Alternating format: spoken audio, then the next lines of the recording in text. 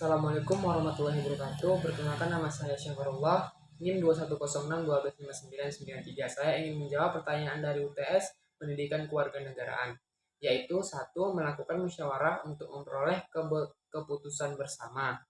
Yang kedua, mengedepankan toleransi dan keadilan dalam mengemukakan pendapat. Dan yang ketiga, keputusan akhir dalam musyawarah harus disetujui oleh semua pihak. Jadi itu jawaban nomor satu. Intinya harus saling melengkapi dan saling menghargai apa pendapat orang lain. Baik, sekarang nomor 2 yaitu nomor 2 dilompati tidak dijawab minggu depan. Dan nomor 3, bagaimana upaya dalam mempertahankan isi dan kandungan Pancasila dengan zaman modern saat ini. Jelaskan dan uraikan secara singkat. Baik. Caranya mempertahankan upaya untuk mempertahankan upaya kandungan dalam Pancasila. Caranya itu dengan mengembangkan sikap cinta tanah air, persatuan dan kesatuan dan lain-lain. Yang pertama itu, kita sebagai remaja jangan terlalu memperbanyak memakai media sosial yang tidak berkepentingan seperti TikTok atau TikTok penting, tapi cobalah melakukan TikTok itu dengan melakukan kreatif atau karya-karya yang mengandung seni dalam kandungan Pancasila. Nah, saat itu juga kita sudah sebagai pemuda modern, kita juga sudah memberitahu karya kita sebagai pemuda, mengasih tahu bahwasannya pemuda itu memiliki jiwa-jiwa yang menahan atau membanggakan negara sendiri. Itu nomor 2. Baik, nomor 3,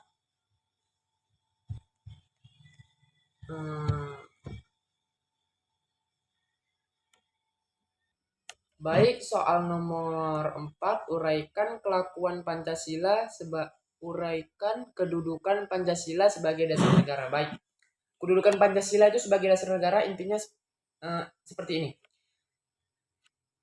Pancasila itu sebagai identitas negara Indonesia, bahwasannya Pancasila memiliki 5 sila, yaitu memiliki makna masing-masing, dan makna itulah sebagai identitas negara Indonesia. Jadi kedudukan Pancasila sebagai dasar negara itu kedudukannya itu sebagai identitas atau lebih ke agar bisa mengenal Indonesia. Habis itu juga bisa lebih mengetahui nilai-nilai Pancasila. Itu sih. Baik, lanjut nomor 5, jelaskan dan uraikan alasan prinsip yang menjadikan Pancasila sebagai pandangan hidup. Jelaskan dan uraikan. Baik, prinsip mengapa Pancasila dijadikan pandangan hidup. Pancasila itu sudah saya bilang tadi, Pancasila memiliki 5 sila, sama seperti jawaban yang nomor 3 tadi. Pancasila memiliki 5 sila. Lalu mengapa Pancasila menjadi pandangan hidup? Kenapa? Karena setiap sila-sila yang dikandung oleh Pancasila itu memiliki makna. Maknanya itu yang menjadi pandangan hidup. Maka dari itu Pancasila itu dibuat sebagai identitas, bisa juga dibuat sebagai pandangan hidup. Karena di Pancasila itu memiliki 5 sila yang penting untuk menjadi pandangan hidup masyarakat. Baik, lanjut nomor 6. Apa target saudara pasca mendapatkan materi pendidikan Pancasila di perguruan tinggi? Hubungkan dengan komitmen upaya pemberantasan korupsi. Baik, ini nih.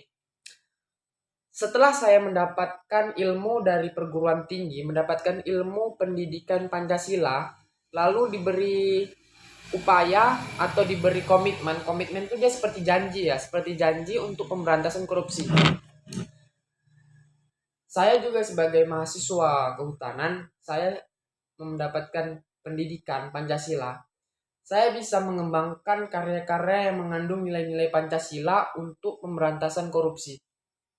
Nah, dari itu saya ingin membuat suatu media. Media itu tentang nilai-nilai pendidikan Pancasila. Karena saya sudah mendapatkan ilmu dari pendidikan Pancasila itu tadi, saya ingin membuat media media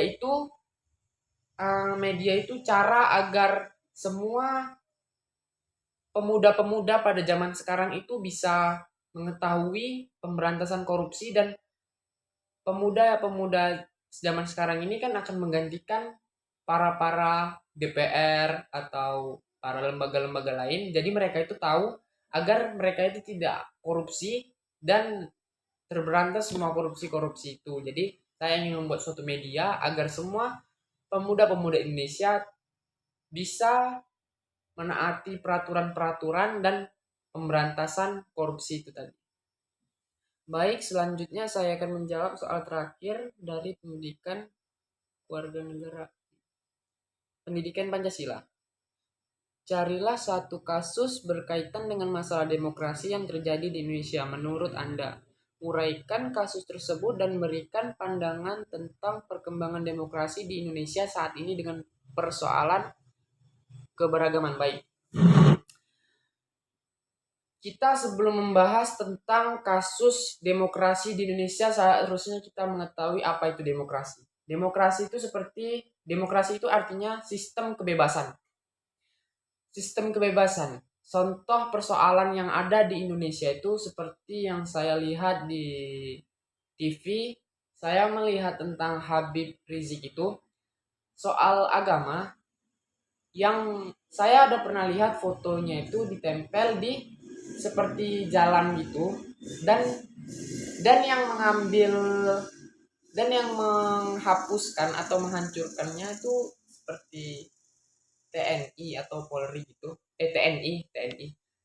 Pandangan saya sih seharusnya soal-soal kayak gitu TNI itu tidak perlu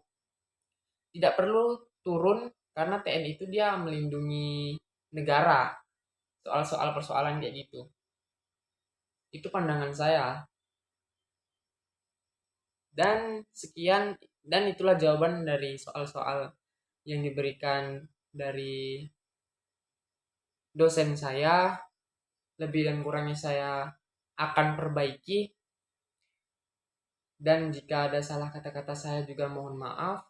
Mungkin itu kata-kata yang terlontarkan secara tidak tidak secara apa ya, secara spontan dan tidak saya tahu. Saya minta maaf, dan sekian dari video saya akhiri. Assalamualaikum warahmatullahi wabarakatuh. Di sini saya akan menjawab nomor 7, dan yaitu tentang demokrasi.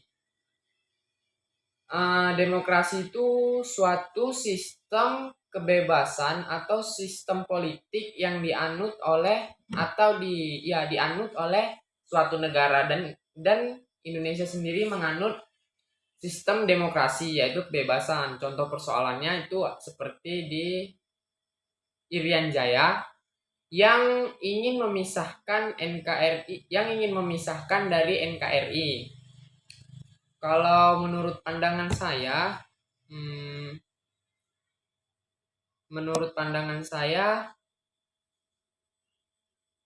untuk apa Irian Jaya memisahkan dari NKRI? Karena sebenarnya memisahkan diri itu juga harus memiliki suatu sistem lagi, atau suatu keberagaman, atau suatu sistem yang sangat sulit untuk membangun suatu negara juga.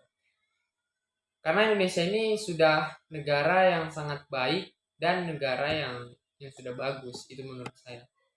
Jadi sekian dari hasil jawaban saya akhiri. Jika ada kata-kata saya yang salah, saya mohon maaf. Saya akhiri. Wassalamualaikum warahmatullahi wabarakatuh.